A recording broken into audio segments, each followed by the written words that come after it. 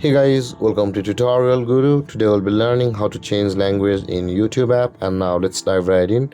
Now to change language in YouTube app, first open up your YouTube app on your phone.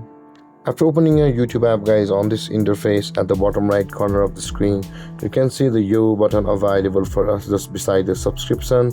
Tap on the U button at the bottom right corner of the screen and you land on this interface, whereas at the top right corner of the screen you can see there's a settings or a gear icon available for us at the top right corner.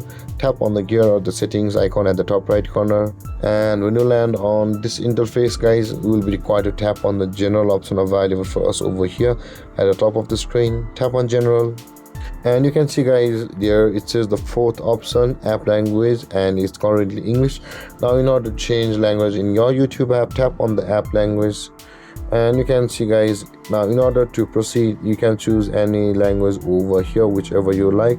After choosing your language guys, whichever may it be, tap on that language like this, and this kind of interface will appear, and tap on the change button over here, and then your app language on YouTube will be changed, but you gotta wait for it to change for a moment.